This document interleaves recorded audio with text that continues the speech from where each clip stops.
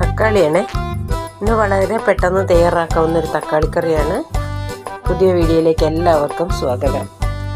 തക്കാളിക്കറി ഉണ്ടാക്കാനായിട്ട് എണ്ണ അടുപ്പത്ത് വെച്ചിട്ടുണ്ട്. അതിലേക്ക് കുറച്ച് കടുകിട്ടു, 2 മണി ഉലുവ ഇട്ടു. കടുകും ഉലുവയും കൂടെ ഒന്ന് പൊട്ടട്ടെ. കടുക് പൊട്ടിത്തുടങ്ങി. ഇതിലേക്ക് ഇനി തക്കാളി ഇടാണ്. തക്കാളി ഇട്ടിട്ട് ഒന്ന് ഇളക്കിയിട്ട് അടച്ചു വെച്ചിട്ട് വേവിക്കാം.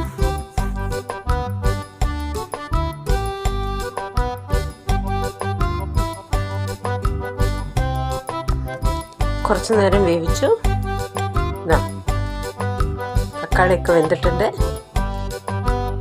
ഈ വെന്ത തക്കാളി ഒന്ന് ഉടയ്ക്കണം.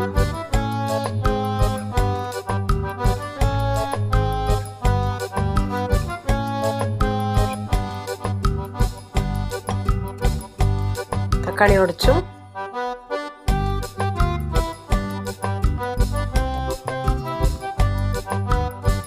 ഈ ഉടച്ച തക്കാളിയിലേക്ക് ഒരു സ്പൂണ് മുളക് പൊടി ഇടുക, കുറച്ച് മഞ്ഞൾപ്പൊടി ഇടുക, ആവശ്യത്തിന് ഉപ്പിടുക.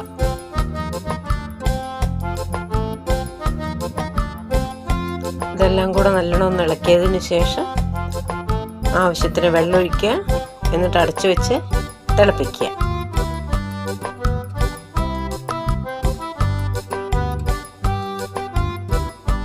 വെള്ളം ഒഴിക്കണേ.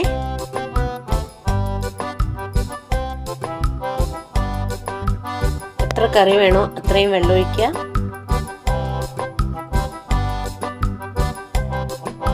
ഒന്നും കൂടെ ഇളക്കിയിട്ട് ഉപ്പുണ്ടോ നോക്കുക. ഉപ്പ് ഇല്ലെങ്കിൽ ഇടുക. ഇതൊന്ന് അടച്ചു വെച്ചിട്ട് തിളപ്പിക്കുക. കറി ഞാൻ തുറക്കണേ. നല്ലോണം തിളയ്ക്കുന്നുണ്ട്. ഇതിലേക്ക് അവസാനമായിട്ട് ഒരു സ്പൂണ് പുളി ഒഴിക്കുക, പുളിവെള്ളം.